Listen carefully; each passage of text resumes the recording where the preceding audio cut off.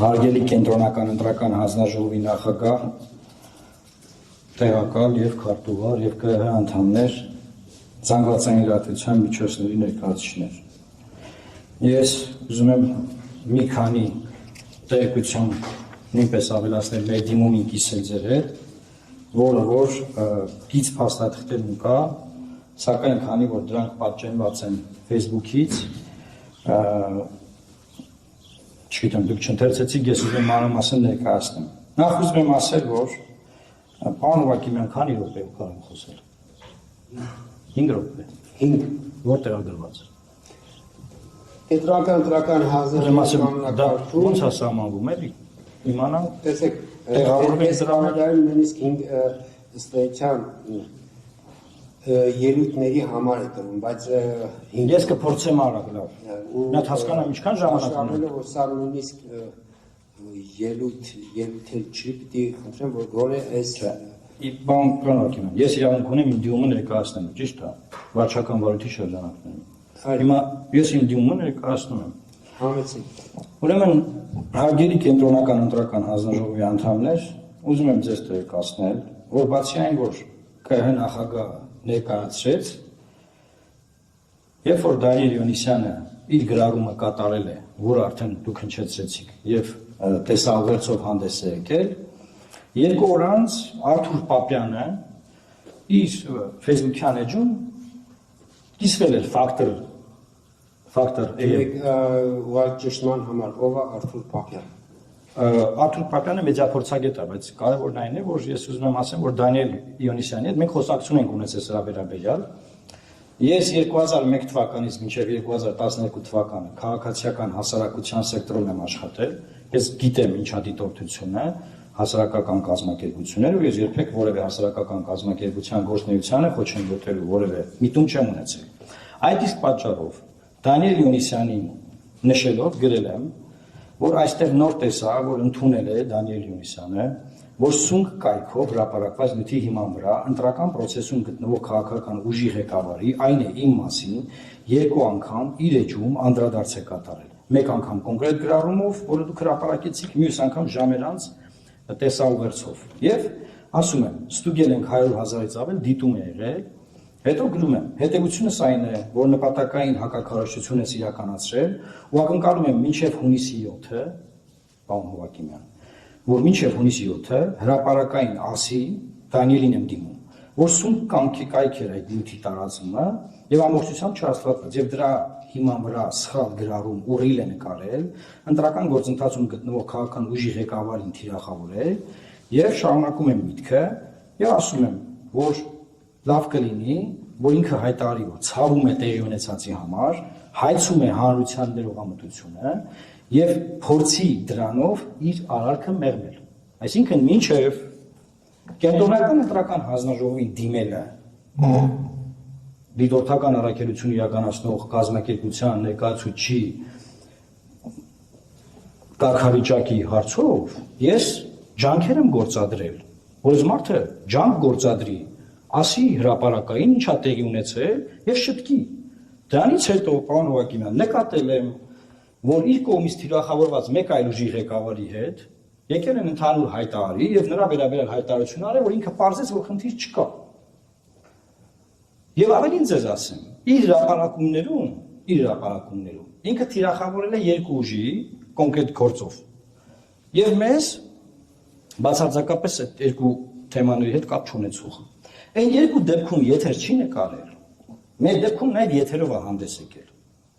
Ես գնահատում եմ, որ իր գործողություններն ամբողջությամբ միտված են մեր ընտրական հնարավորությունները սահմանափակելու,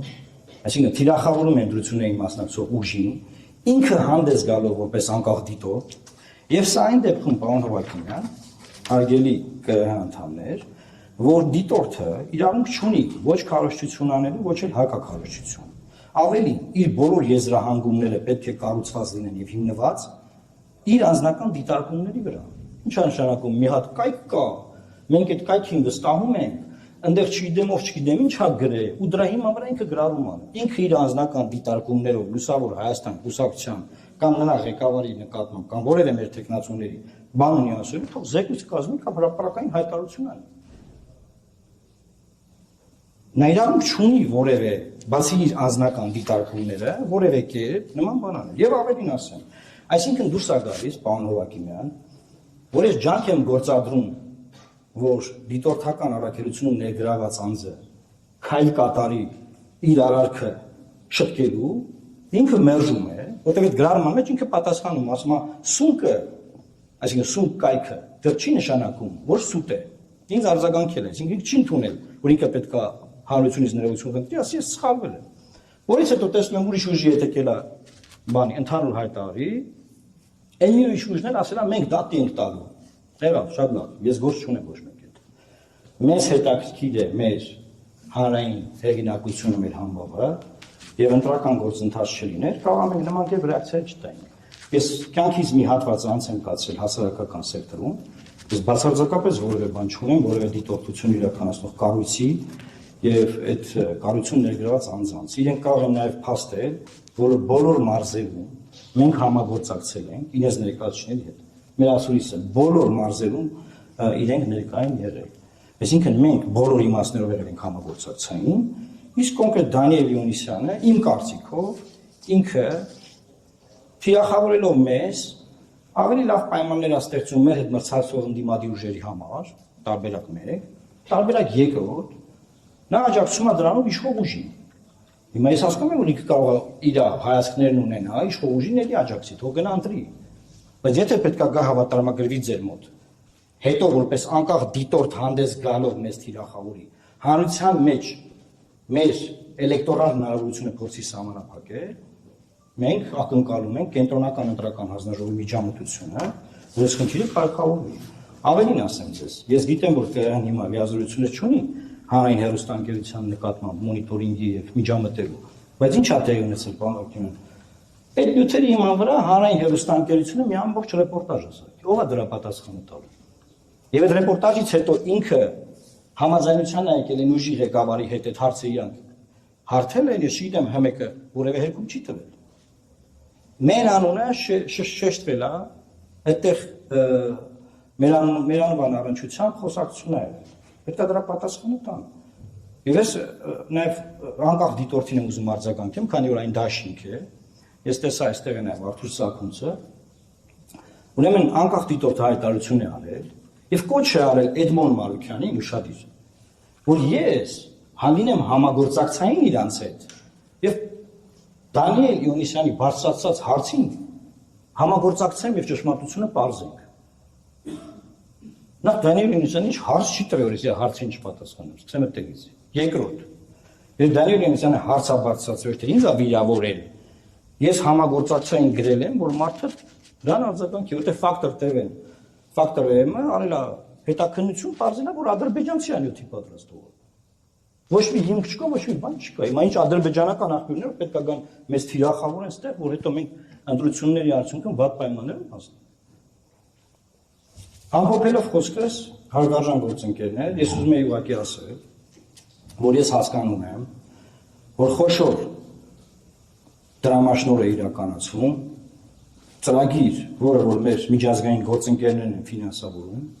ես չեմ ուզենա որևէ դրամաշնոր, որևէ ծրագիր խաթարվի։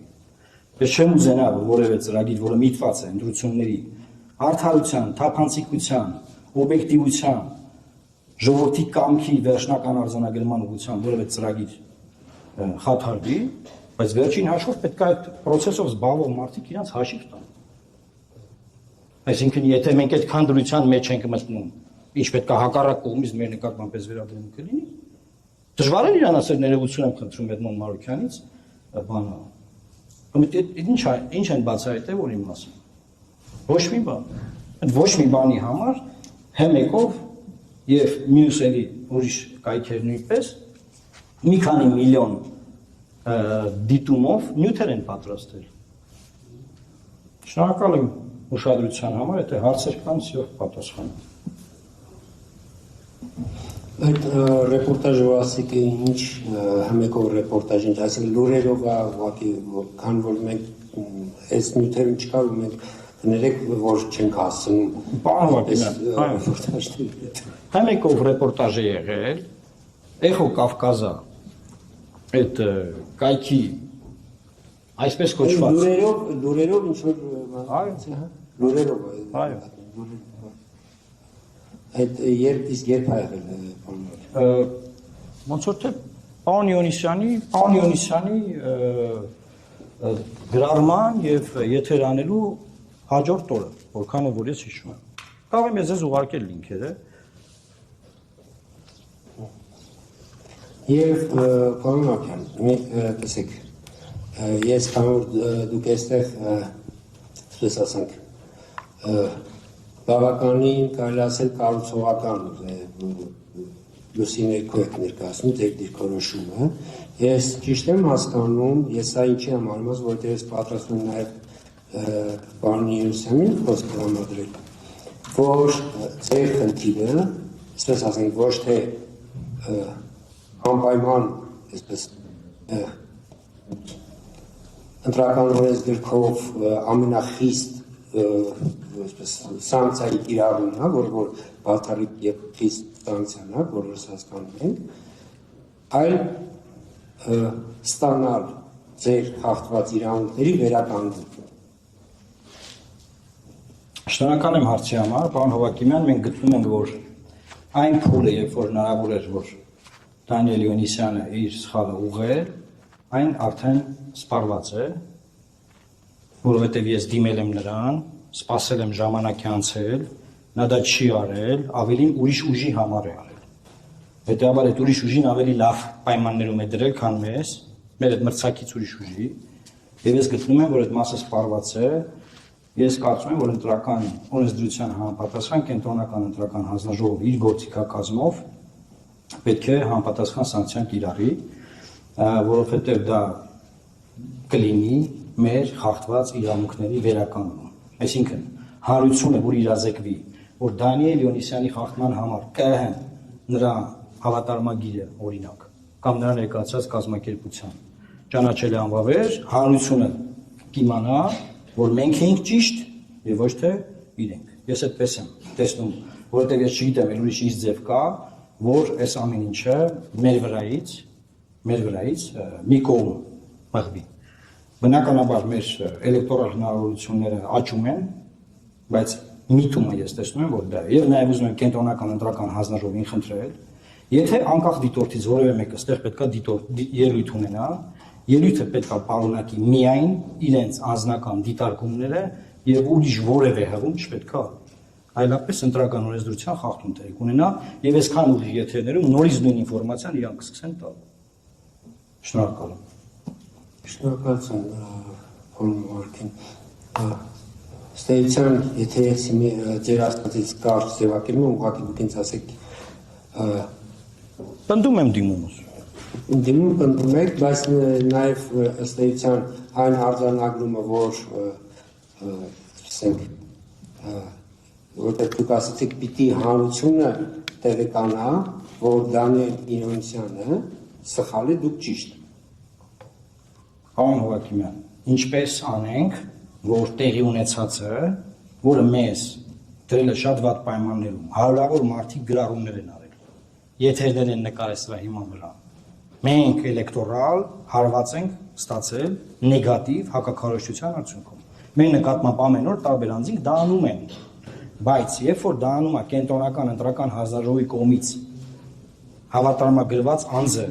միջազգային ֆինանսավորմամբ, ես կարծում եմ, այս վնասը շատ դժվար է լինելու հարթել։ Հետևաբար կենտրոնական ընտրական հանձնաժողովը կորոշի ինչպես անել, որ ընտրություններին մասնակցող ուժի կրած վնասը վերականգնվի։ Մենք մեր դիմումը ներկայացրել ենք։ Ես ուղղակի կառուցողական ինչ ներկայացնում, որ ես անցած ճանապարհ ունեմ, ես չեմ կարող իմ ճանապարհը ուրանալ։ Ես ինձ համարում եմ քաղաքացիական հասարակության մարդը քաղաքականության մեջ։ Եվ հետևաբար ես ջանք եմ գործադրել, որպեսզի Դանիել Իոնիսյանը քայլեր կատարի։ Հիմա մարդը չի կատարել։ Ես չեմ կարող որևէ այլ ինստիտուտի ավելի բարձր տեղ տալ, քան մեր այս պահին եղած քաղաքական համբավը, հեղինակությունը եւ մեր անկեղծությունը որևէ խախտում որևէ տեղ թույլ չենք տվել, որ ինչ պետք է մենք թիրախավորենք։